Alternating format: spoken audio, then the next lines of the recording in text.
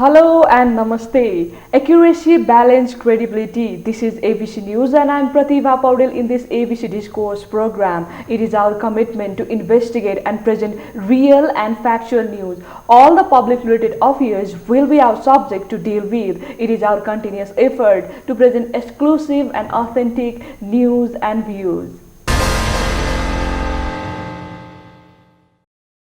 Today we are here with Professor Dr. Chen. He is the researcher of Renmin University of China and visiting professor of Kathmandu School of Law. He is teaching in KSL Winter School in Dhulikhel these days. Our conversation will be centered towards various issues like Visit Nepal Year 2020, environment for increasing Chinese tourists in Nepal, support of China for the tourism development, Kathmandu-Beijing direct airlines, impact of visit Chinese President Xi Jinping to Nepal, and so on.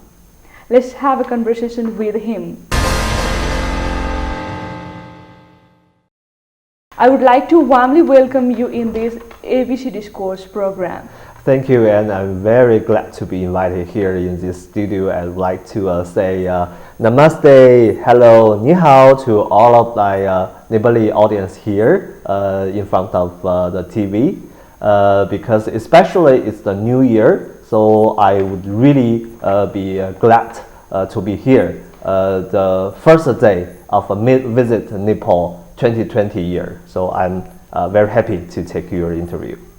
Okay, as we know that we are here in the context of Visit Nepal 2020 and we are celebrating this year Visit Nepal 2020 and today is the inauguration of this Visit Nepal 2020 and the purpose of the Visit Nepal 2020 is to promote tourism and to increase employment opportunity. And I would like to know what Nepal and China mutually proceed for the development. I think development is our common.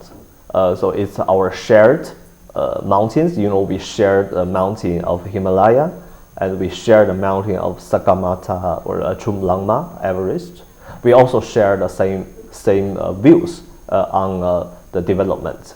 So I think tourism, of course, you have mentioned, is part of the common development. So I think there is a lot of space and there is a lot of issues that Chinese and Nepali government entities, companies, tourist agencies, and also the service information, we can cooperate and coordinate to provide, better services for the tourists, so that we can really increase the job. Yeah, you have mentioned very correctly the job opportunities, employment, revenues and incomes, and also the welfare of the people. So I think it's very, very crucial to talk about the tourism under the common development. Okay, Nepal and China has established its friendly relation in 1955 August 1 and China is the second largest country for the tourists in Nepal. And I would like to know the overall understanding of Chinese tourists regarding the stay in Nepal. Yeah. I think, of course, we a lot of more and more Chinese tourists are now looking for their tourist destinies, and certainly Nepal as our neighbor is part of that. And also it's not only our neighboring countries, not only friendly countries, but also it's really has friendly people and also beautiful views, beautiful landscapes. So both in terms of nature beauties and the social, culture, historical, and religious sites are very attractive to more and more Chinese tourists. And so that's why I think it's very important, but even urgent, I think somehow urgent for the governments, Chinese, Nepali governments in various levels, we cooperate and coordinate together to really provide a better service to both tourists and the local people who accommodate these tourists, to make a more pleasant journeys for them, as well as the more pleasant, accommodating, and also more balanced relations between more and more tourists and the local people. Okay, China is 66 times bigger than Nepal, and it has done lots more progress in each and every sectors of development like health, education, transport, electricity, and so on. Okay, I would like to know what is the contribution of tourism sector for the development of China. Yeah, I think throughout the 40 years, after China opened up and the reform since 1979, I think China has done a lot of opening up in tourist sectors. Since of course China has a lot of tourist sites throughout the 4 decades. I think China has accumulated some experience in hosting foreign visitors and how to accommodate and how to because of the language barriers, because most Chinese, we just speak Chinese, we don't speak English at all. So I mean, when the visitors from outside, from foreign countries, they visit China, they will face language barriers.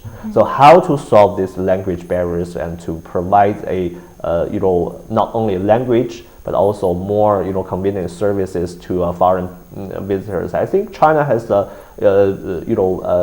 something to overcome these difficulties, especially in tourist sectors and hotels and all of the things.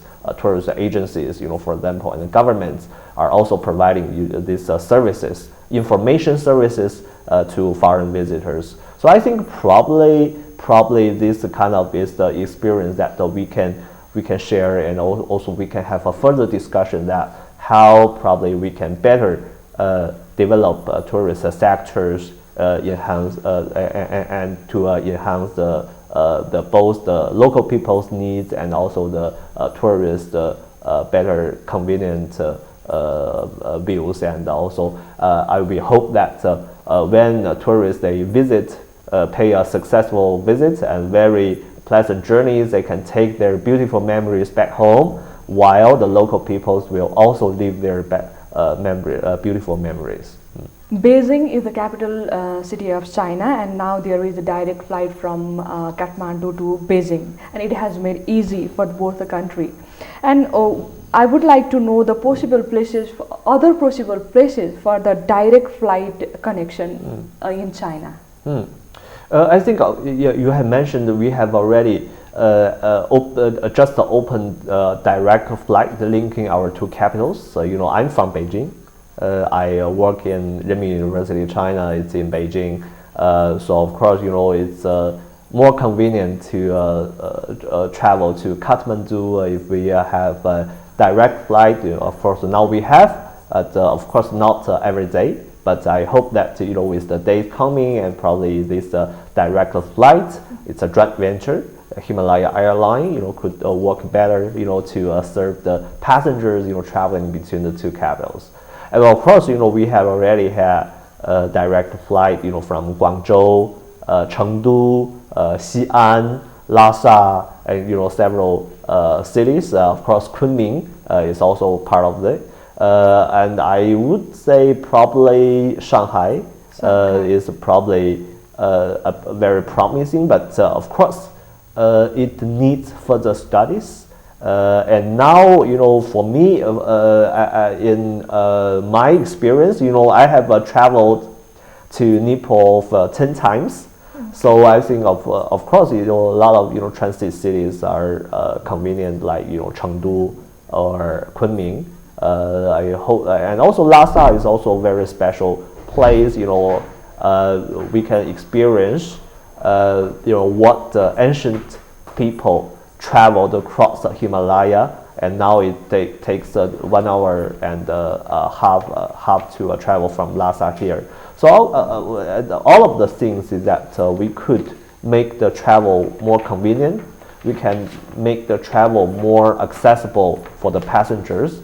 So that probably we can get a better more and better tourists. Recently, the Chinese President Xi Jinping had visited our country, Nepal, and we all Nepalese are very much more than happy for this visit of President Xi Jinping.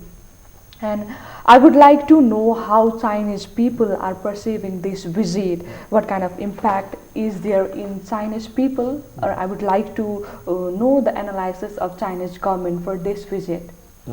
Of course, I'm a scholar. I work in a think tank of the university. But of course, my personal view is that this visit is very successful. Especially, it paves the way for the future of China-Nepal relations.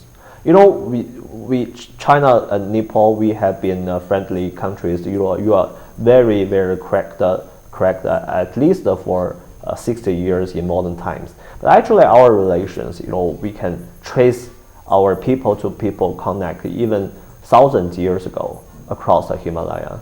So, his visit is a milestone or new milestone in a new era that both President Xi Jinping of China and President Bandari of Nepal, the two leaders have drawn a blueprint for what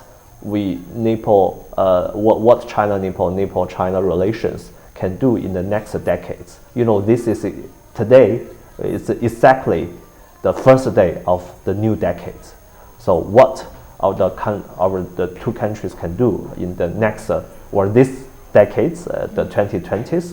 So this is the importance of this important and successful visit. And especially I was amazed, by not only by the two leaders, their consensus on more trade and business, infrastructure, education, people connect, connectivity and more cooperation. Especially, I think both leaders in both sides underline the importance of the youth generation. They have the view that we must, pass our established friendship to the next generation. So I think that's also why I'm here today and why I'm here these days in Kathmandu School of Law. I spent yesterday. I spent the last day of last year and last decade with all young students in Nepal. So of course I'm very proud of that. I hope that the youth, the younger generation, can be a highlight of what the two presidents achieved during his visit. Of course, I will look for more and more opportunities that we can fulfill, we can implement what the leaders have already done. That's why I'm working in Kathmandu School of Law in teaching, sharing experience. That's why we encourage more and more Chinese students, young students, to pay a visit to Nepal, and vice versa. More Nepalese students to have a travel and have their schools in administration in China. And recently, our university, Renmin University of China, we have English program under the Silk Road School. So it's a master program. We are still under enrollment. Of course, I would like to welcome all of the Nepali qualified Nepali students who have accomplished undergraduate studies to apply for the Silk Road School for the 2 years master program with a degree. Yeah.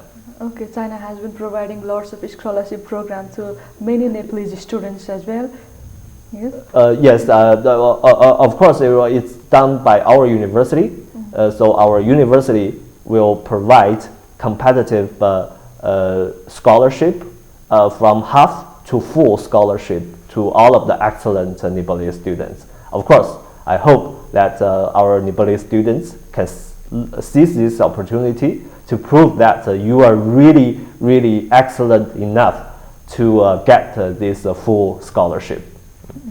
Okay, some decades ago, China and Nepal were in equal position some decades ago, some 30 years ago. China is regarded as developing country, but after some years, after 30 years, drastic change has occurred. It is a developed country, but Nepal is in still same position. Uh, what are the major components for the development of China? I would like to know that, and I would like to know what are the major components that China has adopted for its development, because it has changed a lot, no, within a short period of time. This development of a country is decades, this 30 years is very short period. First of all, I would like okay, I have different opinions about your answers. I think China is still not a developed country. If we measure the human. Now it is already developed. Before, when I want to share my experience also. Yeah. When I was studying in grade 2, we used to study in this way.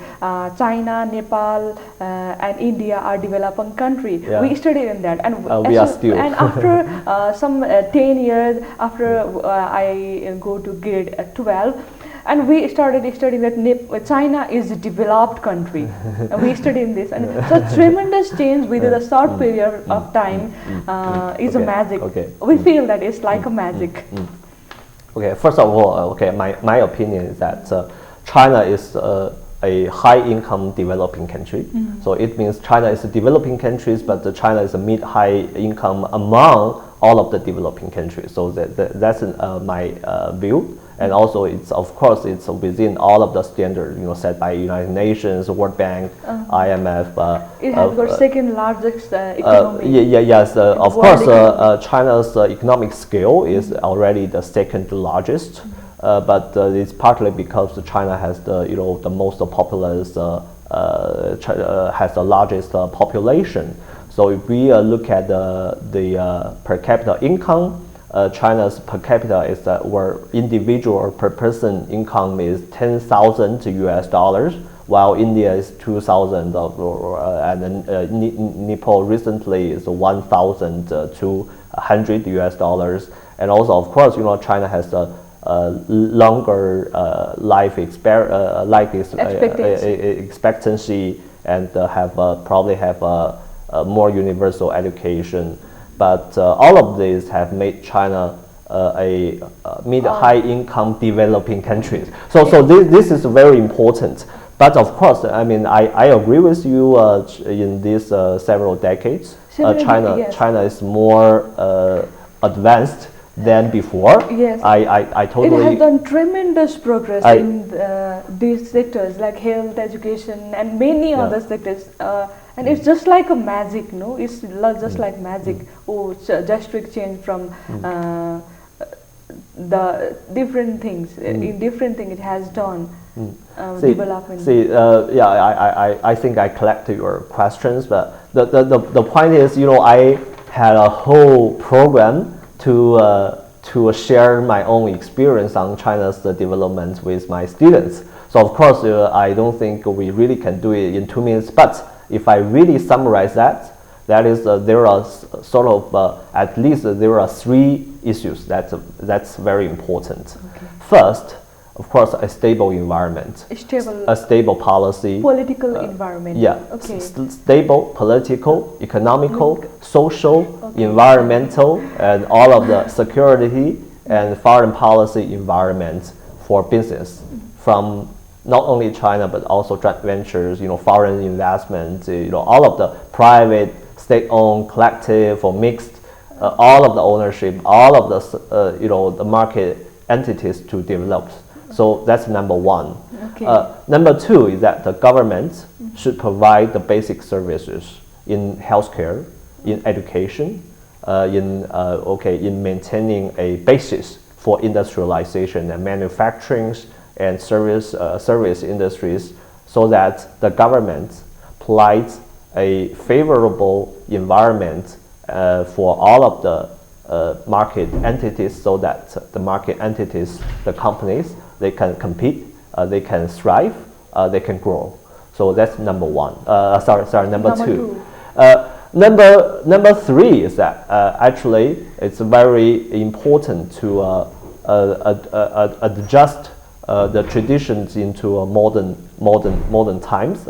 China has a lot of traditional wisdom in terms of development. For example, if we there are a lot of actually idioms like it's good to teach people fishing rather than teach people rather than just give people fish. So that requires the government to provide the career educations to build the capacity buildings for these people, and also try and error.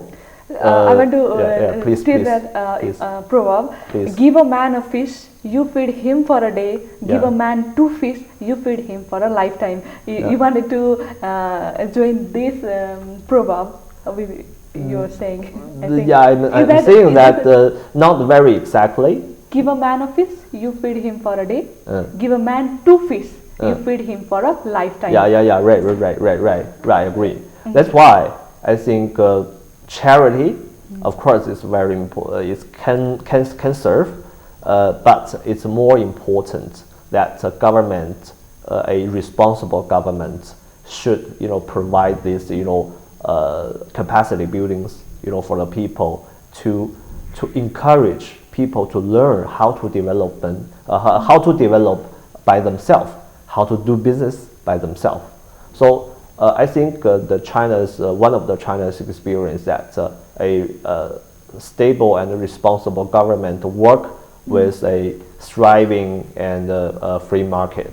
So government market relations are one of the cores of China's development. Of course, I think China's development always face setbacks, always face problem, but it's also always solving this problem. So the solution or the approach is always try error approach.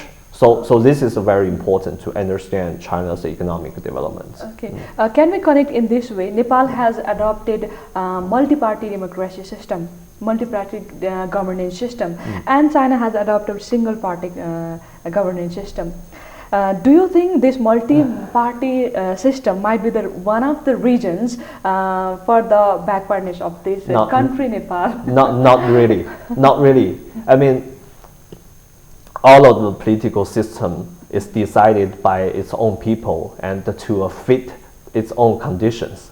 Okay, like I must buy my own shoes because I know whether the shoes fit my feet. Okay, so it's very important to understand it's decided by the people themselves. However, I think the core factor is that no matter what political system is, no matter what constitutions is, no matter what party system is in a Congress, in a parliament, but the importance that rule of law based political system provides a stable and predictable environment to the people and also to the investment, no matter it's domestic or it's international. So I think this is the core of responsible government, no matter what kinds of political system, what kind of Congress is made. I would like to know the problem of tourism in China. Can you highlight some problem? Because nothing is without their problem. So yes, all things have one bad side and one good side. Of course. What, in your view, I would like to know the problems of tourism in China. So you meant it's the tourist industries in China hosting not only Chinese but also foreign visitors. You're correct. Okay, so this is the case. I think Chinese tourism has opened for international visits in these 4 decades. So at the very beginning, I think also throughout the years, we have always there are successes or achievements and setbacks and problems. So I think one of the problems is that the tourist agencies could not really have a balance, among the tourist experience and their commercial needs.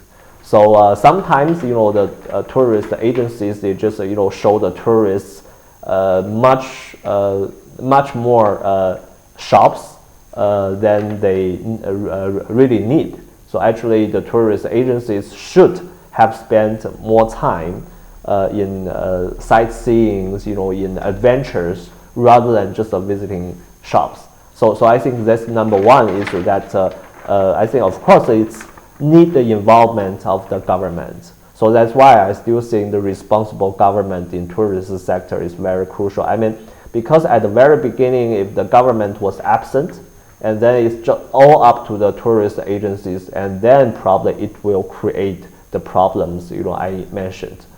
Another problem, of course, is always the language and cultural barriers. China is a Chinese-speaking country, while a lot of foreign visitors, overwhelmingly majority of foreign visitors, they don't speak Mandarin Chinese at all. So I think it has, at the very beginning, it's a very short of tourist agencies and tourist guides, who can really speak fluent English, French, or Japanese, or Koreans, or the language the host tourist source countries. So I think that's why I think education is very important. A lot of education institutes not only career educations, but also the high educations are built and also developed to fit these needs, to promote more educations, promote more graduates, so that the students can graduate and serve in tourist sectors. I think these two issues, education and also the government monitored, of course, based on a rule of law, is very, very important for the starting point of the tourist agencies. So, of course, just now you have also asked its application in Nepal. Of course, I mean, Nepal is a Nepali, of course, it's a multi-linguistic countries, and a lot of people speak Nepali, and a lot of people can speak English, so probably it's no problem with the English-speaking tourists. But I'm a little bit concerned about whether I mean, of course, I hope that the Visit Nepal 2020 will be all successful. But I'm a little bit concerned about whether our tourist agencies, our government, our hostels and hotels can really be fully prepared for the non-English speaking foreign visitors, okay. And whether our tourist agencies are really fully prepared, for that, and whether our customs at the airport, all of the government agencies are already fully prepared for providing more information to these tourists. To tell them, of course, every country has its own regulations and laws, all of the, custom, culture, and what should do and what should not do, and what can do, what cannot be done in this country. Are they, I mean, the must do, could do, and could not do information really available for foreign visitors who do not speak English, or who do not read English? I think this is very crucial for all of the sectors, not only tourist sectors, but also the involvement from the government and also the local people, airports, and all of course, airlines can cooperate to provide more information to them. Okay. Nepal is culturally as well as naturally a beautiful place. Right. And I would like to know which places you like the most. Okay, that's well, it's the most difficult question because I have visited for Nepal for 10 times. I have really been to a lot of places, but if I really pick up only one, you should probably I will pick up Bhaktapur because it's my first night I stay in Nepal 15 years ago in 2005 when I was still a young college student. So it's really memorable. It's a really memorable place, you know, of the town of Bhaktapur. Bhaktapur. Yeah, Bhaktapur. Okay. Bhaktapur, because still remember in summer 2005, you know, I was traveling, you know, all across. And you know, I'm from Bhaktapur. So, yeah, it's right. It's a really memorable for me because you know at that time, you know, I travel from Chinese borders, you know, by bus and across the Friendship Bridge through Tatubani and all the way down to Bhaktapur.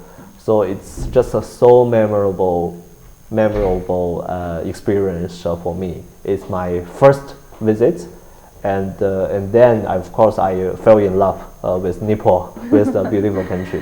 So of course now I have been visiting a lot of, you know, places, but still I think the first impression, the first catch of Bhaktapur is still quite memorable. Of course, you know, I love to visit, but still love to pay visit to Bhaktapur. I hope that the reconstruction after post-earthquake reconstruction in Bhaktapur can move further, you know, without with the help from the Chinese companies, Chinese reconstruction companies and people.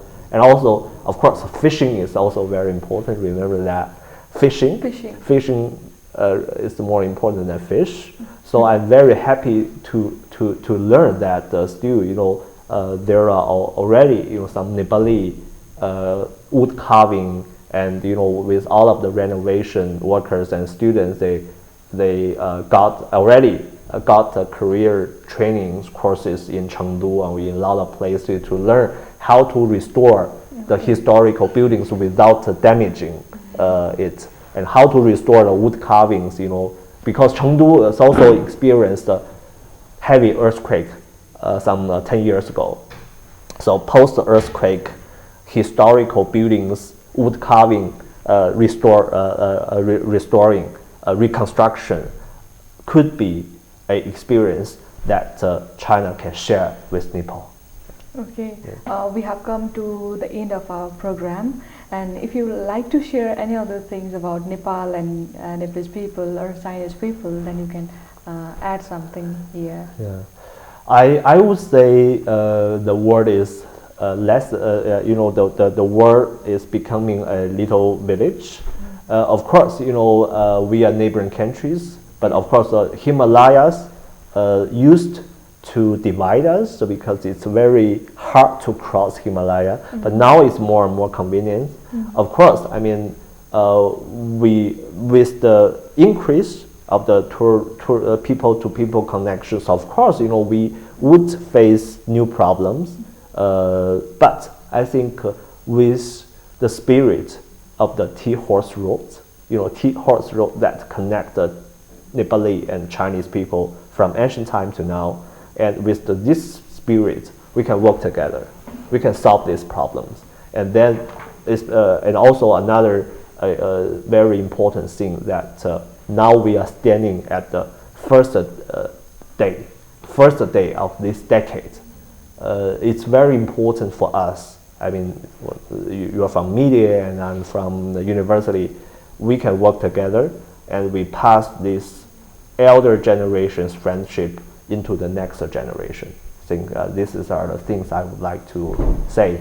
But of course, I look forward more visits here. Okay. Thank you so much for your valuable time, and I'm Namaste. very much happy that you are here to converse with me. Thank you very much. Me too. Namaste.